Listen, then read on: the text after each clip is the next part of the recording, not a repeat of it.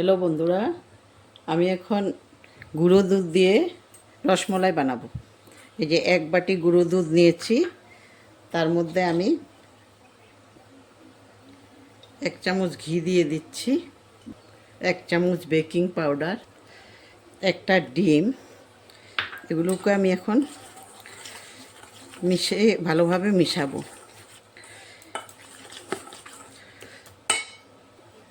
2 চামচ ময়দা দিয়ে দেব, বেশি দেব না, 2 চামচ দেব ময়দা। 2 চামচ ময়দা দিলে হয়ে যাবে। এগুলোকে আমি এখন ভালোভাবে মিশাবো। হাত দিয়ে মাখতে হবে, চামচ দিয়ে করলে হবে না, ভালো করে মিশবে না। এরকম আঠা আঠা হবে। এটা আমি এখন 10 মিনিট রেস্টের জন্য রেখে দেব। 10 মিনিট হয়ে গেছে। আমি এখন এগুলিকে ছোট ছোট করে গুল্লি করে নেব। এই যে এতটুকু করে করে গুল্লি করে নেব সবগুলোকে। বেশি বড় করলে হবে না, একদম মার্বেলের মতো ছোট ছোট করে করতে হবে। একটু একটু নিয়ে ছোট ছোট করে করব। হাতে একটু ঘি নিয়ে নিতে হবে, তাহলে আর হাতে লাগবে না। এইভাবে তোমরা ঘরে করে খাবে, খুব ভালো হয়। একবার করে দেখো, তারপরে বুঝতে পারবে। বাজারেরটা তোমরা কিনে খাবে না, পরে ঘরেই বানাবে।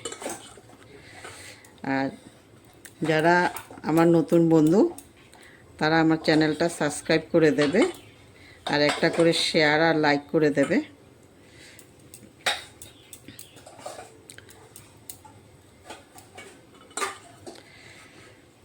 এইভাবে আমি সবগুলো বানিয়ে ফেলবো। এখন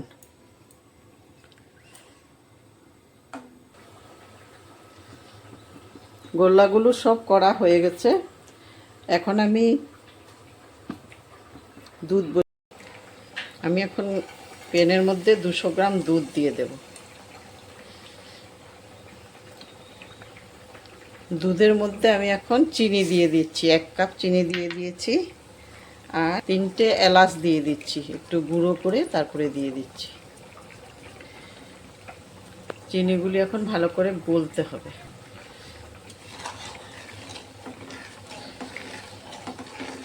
চিনিগুলি যখন গলবে আর দুধটাও ফুটে উঠবে, তারপরে দেব। তোমরা ভিডিওটা টেনে দেখবে না, সম্পূর্ণ দেখবে, তারপরে বুঝতে পারবে আমি কি করে বানিয়েছি। তোমরা ঘরে বানিয়ে খাবে। আর আমার চ্যানেলটা যারা ইউটিউব থেকে দেখছো, তারা সাবস্ক্রাইব করে দেবে, একটা লাইক করবে, শেয়ার করবে। আর যারা ফেসবুক থেকে দেখছো, তারা ফলো করবে, লাইক করবে এবং শেয়ার করবে। আর আমাকে কমেন্ট করতে ভুলবে না। দুধগুলো ফুটে গেছে, এখন আমি এগুলো একটা একটা করে ছেড়ে দেব। দুধ গরম হওয়ার পরে দিতে হয়। এগুলোকে আমি দিয়ে দিচ্ছি সবগুলো একে একে। তারপরে আমি 10 মিনিটের মতো এগুলোকে ঢেকে রাখবো। আর একটু মিডিয়াম আঁচ রেখে তারপরে আমি এগুলোকে এখন ঢেকে রাখবো। 10-15 মিনিট ঢেকে রাখবো। আমি ঢেকে দিচ্ছি। 10-15 মিনিট পরে আবার খুলে দেখবো কীরকম হয়েছে, তারপরে বুঝতে পারবো। আমি এখন ঢাকনাটা তুলে দেখব। এই যে হয়ে গেছে। গ্যাস অফ করে আমি কত টাইম এইভাবেই রেখে দেব, তারপরে আমি বাটিতে নেব। এক একটা কত বড় বড় হয়ে গেছে, দেখেছো তোমরা? তোমরাও ঘরে করে খাবে আর শেয়ার করে দেবে, যেন অন্যরাও করে খেতে পারে। আমি এখন এগুলো একটা বাটিতে তুলে নেব। একটা একটা করে তুলে নিচ্ছি, সবগুলো বাটিতে নিয়ে নেব।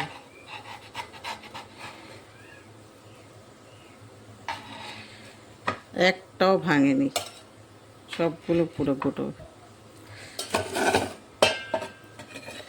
একটা মিষ্টিও ভাঙেনি।